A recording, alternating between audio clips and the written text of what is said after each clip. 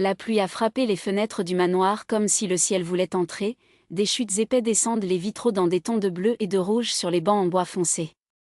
L'odeur de la cire d'abeille et de l'encens oscillait encore dans les airs, mélangée au parfum boisé des étagères des vieux livres.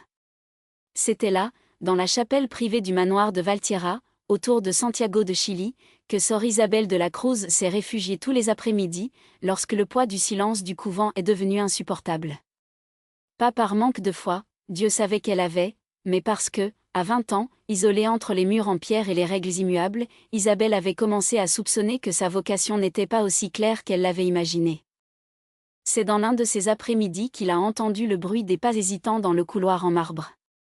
Des étapes qui n'appartenaient à aucune des sœurs ou aux serviteurs qui sont apparus leurs bougies au crépuscule.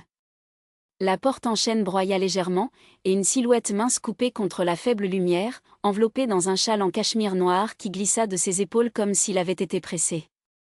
La femme hésita dans l'ombrale, ses doigts blancs serrant le bois sculpté jusqu'à ce que ses yeux, verts, presque bruns à la lumière du lustre, trouvaient ceux d'Isabelle.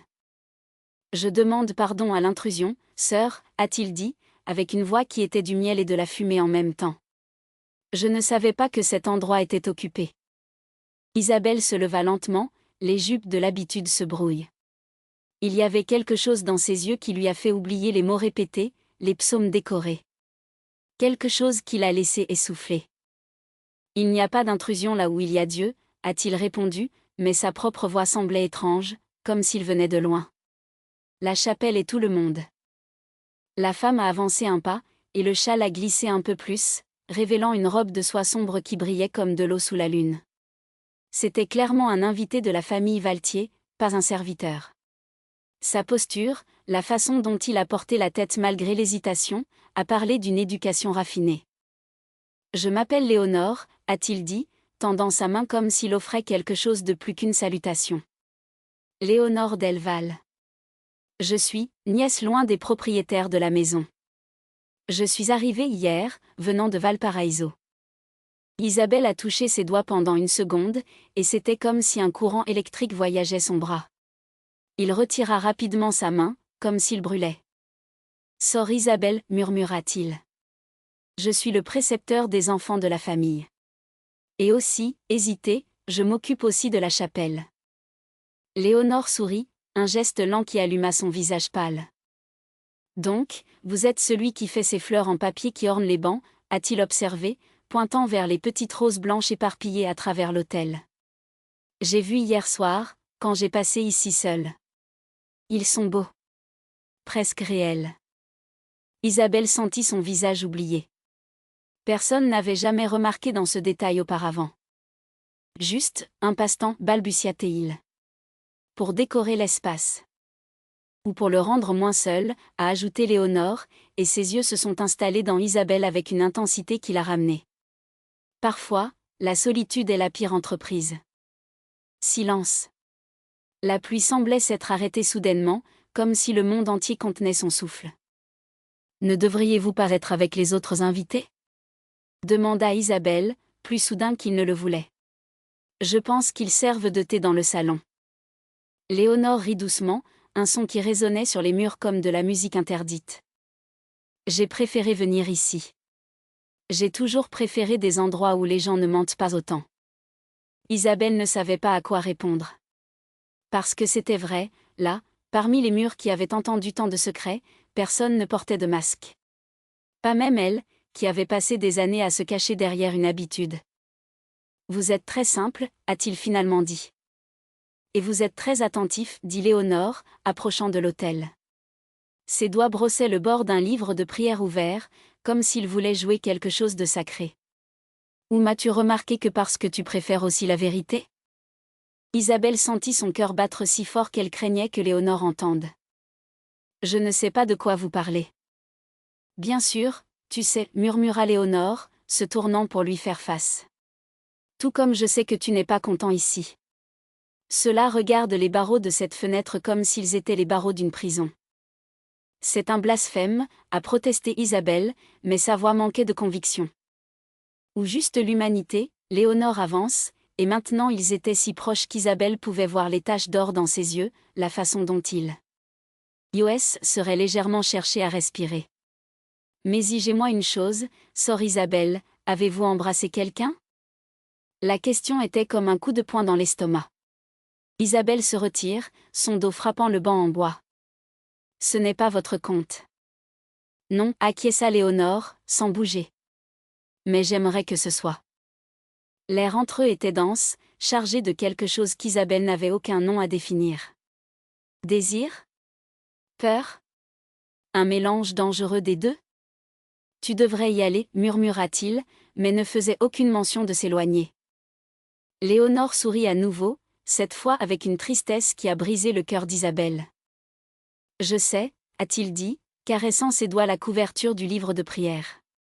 Mais d'abord, je veux que tu saches quelque chose, je ne suis pas content non plus. Et s'il y a une place dans le monde où je peux être moi-même, même pendant quelques minutes, c'est ici. Comme toi. Et puis, sans attendre de réponse, Léonore Delval se tourna et quitta la chapelle, ne laissant que l'écho de ses pas et l'odeur du jardin après la pluie. Isabelle est restée immobile pendant longtemps, ses doigts tremblants, son corps brûlant où l'autre femme l'avait touché. Lorsqu'ils se sont finalement agenouillés pour prier, les mots ne sont pas venus. Au lieu de cela, juste une certitude terrifiante, elle voulait revoir Léonore. Plus que le salut ne le voulait. Les jours suivants étaient une douce torture. Isabelle a évité la chapelle à des moments où Léonore apparaissait, mais la trouvait toujours ailleurs, dans le jardin d'hiver, où les orchidées dégageaient du parfum trop sucré pour être innocent, dans la bibliothèque, où Léonore lia poésie à voix basse, comme si les mots étaient faits uniquement pour elle, même dans les couloirs sombres, où leurs yeux se sont croisés pendant des secondes volées, chargés de promesses déverrouillées. Jusqu'à une nuit, lorsque le manoir dormait et que la pleine lune illumina le vitrail comme un phare, Isabelle a allumé une bougie dans la chapelle et a attendu. Je ne savais pas si Léonore viendrait. Je ne savais même pas si je le souhaite. Mais elle est venue. Il est entré sans bruit, comme si cela faisait partie de l'ombre et a fermé la porte derrière lui avec un clic doux. Il ne portait qu'une chemise endormie en lin, mes cheveux lâches sur mes épaules, les pieds nus dans le marbre froid. Il ne devrait pas être là, a déclaré Isabelle, mais sa voix était un fil de soie. Ni toi, répondit Léonore, s'approchant. Mais nous y voilà. Ils se sont regardés pendant un long moment, l'espace entre eux chargé de tout ce qu'ils ne pouvaient pas dire. Jusqu'à ce que Léonore tend la main et que Isabelle, sans réfléchir, la prenne. Que faisons-nous? Demanda-t-il, ses doigts se sont entrelacés comme s'ils étaient la seule encre dans une mer orageuse. Vivre, répondit Léonore, la tirant doucement vers elle-même. Même si ce n'est qu'une nuit. Et puis, sous la lumière tremblante de la bougie, parmi les murs qui avaient entendu tant de demandes de pardon, ils se sont embrassés. Ce n'était pas un baiser de brûlure mais de découverte, des lèvres timides, des respirations entrecoupées, des mains qu'ils ont explorées avec révérence, comme s'ils craignaient de briser quelque chose de fragile. Quand ils ont rompu, Isabelle avait des larmes aux yeux. C'est un péché, murmura-t-il, plus pour elle-même qu'à Léonore. Ou c'est la seule chose sainte qui nous est arrivée, a déclaré Léonore, essuyant ses larmes avec ses pouces. Pensez-vous que Dieu nous déteste pour ça? Isabelle n'a pas répondu. Parce que pour la première fois depuis des années, je n'ai pas pu entendre la voix de Dieu. Seulement le sien. Et Léonore, qui lui a dit des choses qu'aucune prière n'avait jamais dit. Mais le paradis, comme toujours, ne durerait pas. 3 jours plus tard, tandis qu'Isabelle a répété une leçon de catéchisme avec les enfants du jardin, un serviteur courait, le visage pâle. Madame, balbutia-t-il, se dirigeant vers Léonore, qui a regardé la scène sous un arbre. Ta mère est là. Est venue la chercher. Léonore était toujours, ses doigts serrant le livre qu'il tenait. Ma maman? Répéta-t-il, incrédule. Elle ne sait pas que je suis là. Elle sait maintenant, a déclaré le serviteur, baissant la voix. Et c'est furieux. Il dit que vous devriez retourner immédiatement à Valparaiso. Léonore regarda Isabelle, et à ses yeux il y avait un désespoir qui brisa l'âme de la religieuse. Je ne peux pas y aller, murmura-t-il, plus à Isabelle qu'au serviteur. Pas maintenant. Mais il était tard. Madame Delval est apparue dans le jardin comme une tempête, vêtue de noir de la tête aux pieds, ses lèvres serrées en une ligne mince. Léonore, appela Théil, la voix aiguë comme le verre. Allez. Déjà. Léonore n'a pas bougé. Ses yeux étaient fixés à Isabelle, comme s'il voulait enregistrer chaque trace de son visage en mémoire. Je ne le ferai pas, dit-il finalement. Sa mère a ri, un son sec sans joie. Vous irez, a-t-il dit. Ou préférez-vous que je dise à tout le monde ici la vraie raison de votre évasion de Valparaiso? Expliquez pourquoi votre engagement avec le fils du gouverneur a été brisé si brusquement? Isabelle a senti le monde s'effondrer. Un engagement. Léonore a été promis à un autre. Tu ne ferais pas ça, murmura Léonore, mais sa voix tremblait. Ne me teste pas, a averti la mère. Ou préférez-vous cette bonne sœur pour savoir que votre nièce lointaine est en fait une femme déshonorée qui s'est enfuie pour ne pas épouser un homme qu'elle n'aime pas? Léonore ferma les yeux, comme si les mots l'avaient physiquement frappée. Quand il les a recommencés, ils étaient pleins de larmes. Je suis désolée, a déclaré Isabelle, si doucement qu'elle seule entendait. Je ne voulais pas que ce soit ainsi. Et puis, sans un autre mot, Léonore Delval a suivi sa mère jusqu'à la voiture l'attendant, laissant Isabelle seule dans le jardin, les mains déchirantes et vides. Les semaines qui ont suivi ont été un flou de douleur. Isabelle était enfermée dans ses tâches, évitant la chapelle, évitant même la regarder alors qu'elle traversait le couloir. Jusqu'à un matin, alors qu'il rangeait les livres de la bibliothèque, il a trouvé une mince enveloppe entre les pages d'un volume de poésie. Son nom a été écrit en paroles élégantes, et elle a immédiatement reconnu la calligraphie. À l'intérieur se trouvait une seule feuille de papier, parfumée avec de la lavande. Ma chère Isabelle. Si vous lisez ceci, c'est parce que je suis déjà partie. Ma mère m'a emmenée d'ici, dans un endroit où personne ne connaîtra mon nom ou mon passé. Mais je veux que vous sachiez une chose, ces minutes de la chapelle étaient la vraie de ma vie. Je ne regrette rien sauf pour le quitter. Je ne vous demande pas de m'attendre. Je ne vous demande pas d'abandonner votre foi ou votre vocation.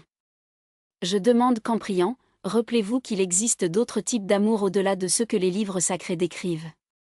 Et où que je sois, je regarderai la même lune qui illumine vos nuits. De tout mon cœur. Léonore. Isabelle a tenu la lettre contre sa poitrine, les larmes dégoulinant sans contrôle. C'était un adieu. Un adieu beau et cruel qui la ferait marquer pour toujours. Mais ensuite, en tournant le papier, il a vu quelque chose de plus, une adresse, écrite à la hâte dans le dos. Blue House, Rua do Suspiro, 12, Lima, Pérou.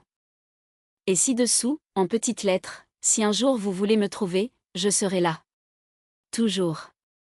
Le cœur d'Isabelle a tiré. Déposé. C'était loin. C'était impossible. C'était une chance. Elle regarda par la fenêtre, vers le ciel bleu qui s'étendait au-delà des murs du couvent, au-delà des montagnes, et tout ce qu'elle savait. Et pour la première fois depuis des années, il a ressenti quelque chose qui n'était pas la peur ou le doute, mais une certitude cristalline, elle ne pouvait pas passer le reste de sa vie à se demander « et si ?» Cette nuit-là, tandis que les autres sœurs dormaient, Isabelle de la Cruz a enveloppé leur quelque chose dans un sac en tissu, a laissé une lettre d'adieu sur la table modeur supérieure et a quitté la porte arrière du port. Il n'y avait pas d'argent, il n'y avait pas de plan, il n'y avait que ces morceaux de papier dans sa poche et le souvenir d'un baiser qui brûlait à l'intérieur. Mais j'avais l'espoir.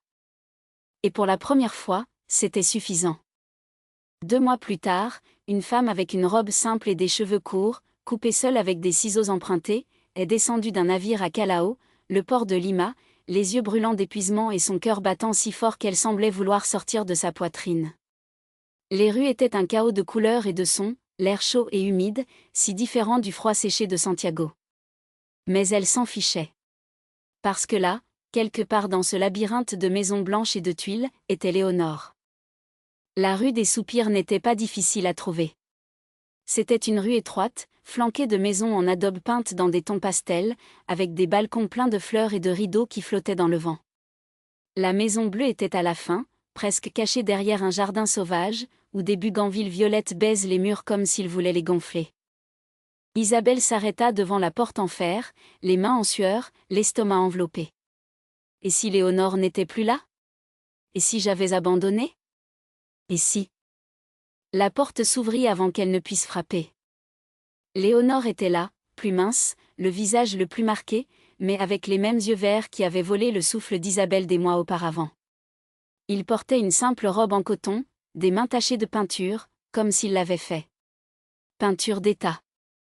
Pendant longtemps, aucun des deux n'a dit quoi que ce soit. Jusqu'à ce que Léonore chuchotait, incrédule. « Tu es venue. » Isabelle sourit, et c'était comme si le soleil avait cassé les nuages après une tempête. « Je suis venue, a-t-il dit. Et je ne pars pas. » Léonore avance, puis un autre, jusqu'à ce que ses mains trouvent le visage d'Isabelle, comme s'il voulait s'assurer qu'elle était réelle. « Tu as tout laissé derrière, murmura-t-elle, tes doigts tremblants. Pour moi. Pas pour vous, dit Isabelle, couvrant les mains de Léonore avec les siennes. Pour moi. Parce que je ne pouvais pas vivre sans savoir ce que ce serait de me réveiller à vos côtés. Ne sachant pas ce que ce serait de vieillir avec vous, même si c'était juste pour une journée.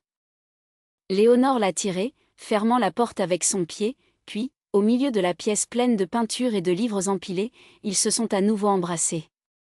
Cette fois, il n'y avait pas de hâte, il n'y avait aucune peur. Seulement l'avenir, ouvert comme un livre vierge, attendant d'être écrit. Des années plus tard, alors qu'elles n'étaient plus deux femmes qui fuyaient quelque chose, mais construire une vie ensemble, entre des pinceaux, des livres et un petit café qui s'ouvrait sur la place principale, Léonore demanderait à Isabelle si elle avait jamais regretté. Et Isabelle, déjà avec des cheveux argentés sur ses cheveux et ses rides autour de ses yeux, a toujours répondu à la même chose. Je regrette de ne pas être venue avant. Parce que la chapelle Valtisme venait d'être le début.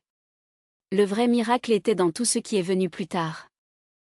Le matin où Isabelle se réveille avec l'odeur du café frais et du pain nouvellement de la cuisine est l'un de ceux qu'elle connaît pour toujours.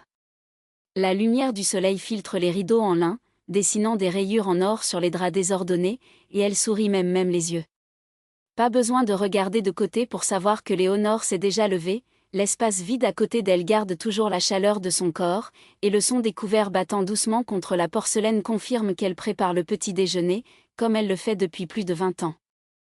Isabelle s'étend, sentant ses articulations allant légèrement et met ses pieds sur le sol, à la recherche des pantoufles de laine que Léonore a insisté pour acheter tous les hivers, bien qu'Isabelle ait toujours dit qu'elle n'avait pas besoin.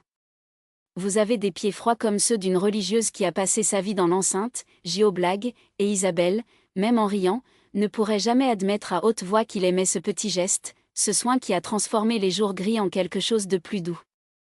En entrant dans la cuisine, il rencontre Léonore sur le dos, remuant quelque chose dans une casserole. Ses cheveux, maintenant presque tous blancs, sont coincés dans un chignon désordonné, et elle porte une robe en coton à fleurs, ce genre Isabelle a toujours pensé qu'elle correspondait à sa personnalité, gaie, mais avec une touche d'élégance sans prétention. « Bonjour, dit Isabelle, appuyée contre les portes. Faites-vous ce gâteau orange ? Léonore tourne avec un sourire, la cuillère toujours en main. Je pensais juste à toi. J'ai rêvé d'orange hier soir. Ah, c'est. Isabelle croise les bras, amusant. Et qu'aviez-vous d'autre dans ce rêve ? Rien d'autre. Seulement vous, un panier d'oranges et un jardin qui ne semblait avoir aucune fin. Léonore s'approche, allant ses bras autour de la taille d'Isabelle et l'embrassant légèrement sur les lèvres. Des choses simples. Isabelle ferme les yeux un instant, savourant ce contact, cette odeur de cannelle et de café qui semble toujours impliquer Léonore. Parfois, je pense que vous inventez ces rêves juste pour me plaire. Peut-être, admet Léonore en riant. Mais alors quoi ? Ça marche. Et ça marche vraiment. Parce qu'après toutes ces années, il y a encore une douceur à être ensemble, une intimité qui ne s'est pas portée au fil du temps. Ce ne sont plus les mêmes femmes qui se sont cachées dans la chapelle du manoir Valtierra, tremblant de peur et de désir. Maintenant, ils sont dus par eux-mêmes, les propriétaires d'une vie qu'ils ont construite de leurs propres mains, et avec quelques trébuchements en cours de route. Le café qui a ouvert ses portes sur la place, les livres et les pinceaux, est devenu un lieu de rencontre pour les résidents de la ville. Les murs sont bordés d'étagères pleines de livres d'occasion, beaucoup d'entre eux donnés par Léonore au fil des ans, et entre une table et une autre peinture de suspension d'Isabelle, des paysages et des portraits qui capturent l'essence de ce qui passe. Il y a ceux qui disent que l'endroit a une âme, et peut-être que c'est vraiment le cas. Après tout, c'est là que de nombreuses histoires ont commencé, ou ont repris. Pendant qu'ils prennent AFE dans le petit porche du dos, regardant le jardin que Léonore prend soin avec une telle affection, Isabelle met la tasse de côté et regarde entre les mains du compagnon. Ce sont des mains qui ont déjà peint des peintures, sont devenues des pages de livres, tiendront les coups en période de silence. Pensez-vous que nous effrayons toujours les gens ? Demande, soudainement. Léonore lève un sourcil, surprise. Malade ? Pourquoi ? Je ne sais pas. Parfois, je pense qu'il y a encore ceux qui nous regardent et voient deux femmes qui osent trop. Qui a enfreint des règles qui ne devraient même pas exister. Léonore réfléchit un instant, passant son doigt sur le bord de la tasse. Peut-être. Mais je pense qu'aujourd'hui, nous effrayons moins que ce que nous inspirons. Elle sourit, un sourire calme. En plus, vous souvenez-vous de la lettre que nous avons reçue la semaine dernière ? Cette fille qui a dit qu'elle nous avait vus au café et que, à cause de nous, avait le courage de sortir du placard ? Isabelle hoche la tête. Oui, cela se souvient. La lettre a été stockée dans le tiroir de la tête de lit, ainsi que d'autres qui ont reçu au fil des ans, merci, confession, demande de conseil. Certains anonymes, certains signés par des gens qui, comme eux, ont déjà estimé qu'il n'y avait pas d'espace dans le monde pour ce qu'ils étaient. Nous avons changé les choses, Léonore. Même involontairement. Nous changeons d'abord le nôtre, corrige Léonore, prenant la main d'Isabelle. Et c'était déjà suffisant révolution. Le soleil est maintenant plus haut, et le jardin semble briller avec les gouttes de rosée qui résistent toujours aux pétales de rose. Isabelle prend une profonde inspiration, sentant l'arôme de la terre humide, du café, de la vie qui pulse autour d'elle. Parfois, je pense toujours à cette chapelle. Moi aussi, avoue Léonore. Mais pas manquant. Avec gratitude. Gratitude ? Oui. Parce que c'est là que tout a commencé à avoir un sens. Même si, à l'époque, nous ne savions pas où nous allions. Isabelle sourit, serrant la main de Léonore. Et où sommes-nous allés de toute façon ? Partout où nous voulions, répond Léonore, aussi simple que cela. Et nous allons toujours.